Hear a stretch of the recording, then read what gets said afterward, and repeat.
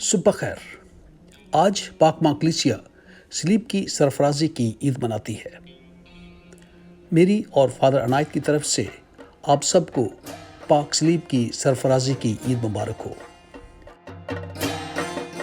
آج کا انجیلی دھیان و گیان ریورنڈ فادر عنایت نے لکھا ہے اور جسے ترجمہ کے ساتھ پیش کر رہے ہیں نائم ہیری.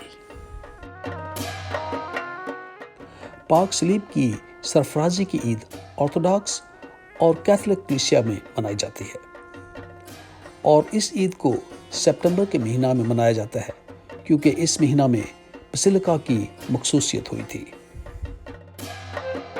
پاک سلیب کی سرفرازی کی عید مغربی لتوریائی کیلنڈر میں اس وقت شامل ہوئی جب ہیرکلس شہنشاہ نے ایک بہت خوبصورت سلیب ایرانی لوگوں سے حاصل کی اور یہ سلیب ایرانی لوگوں کے پاس پچھلے 15 سال سے تھی، یعنی 614 میں ایرانی لوگوں کو یہ سلیب ملی تھی. اب بادشاہ کی یہ خواہش تھی کہ وہ اس عظیم سلیب کو خود اپنے کندھوں پر اٹھا کر یروشلم لے جائے.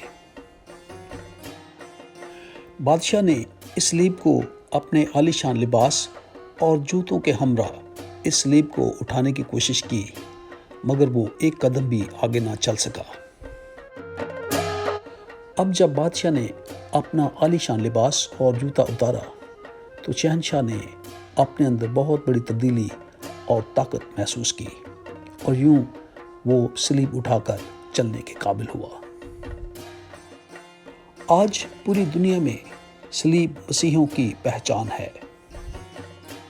آج کی پہلی تلاوت عدد کی کتاب اس کا 21واں باب 4 سے 9 آیت تک.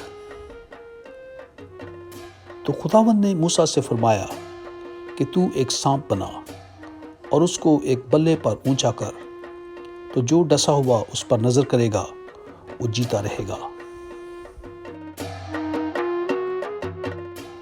آج کی انجیل مقدس یوحنا کے مطابق اس کا 3 باب 13 سے 17 آیت تک. اور جس طرح موسیٰ نے سانپ کو بیابان میں بلند کیا، اسی طرح ضرور ہے کہ ابن انسان بھی بلند کیا جائے، تاکہ جو کوئی اس پر ایمان لائے ہلاک نہ ہو بلکہ ہمیشہ کی زندگی پائے.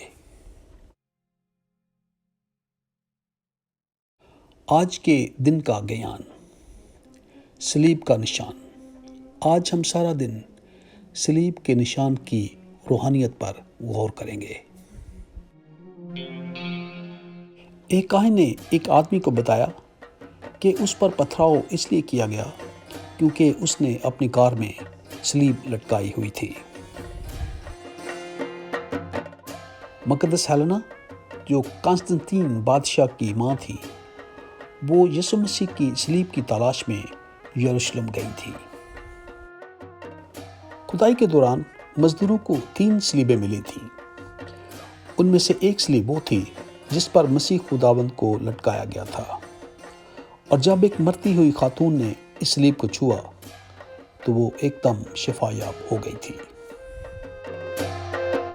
4 صدی کے آخر میں سلور کے ڈبہ میں سے ایک لکڑی نکالی گئی، پھر جسے میز پر رکھا گیا، اور اس لکڑی کے ساتھ پینتوس پیلاطس کی طرف سے مسیح خداوند کے سر پر لگایا گیا خطبہ بھی ساتھ رکھ دیا گیا.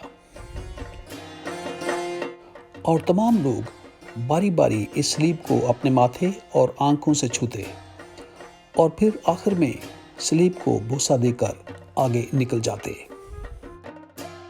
کیا ہم بھی اپنی زندگی میں سلیب کی تعظیم کرتے ہیں اور ہر سرگرمی کے شروع اور آخر میں سلیب کا نشان بناتے ہیں؟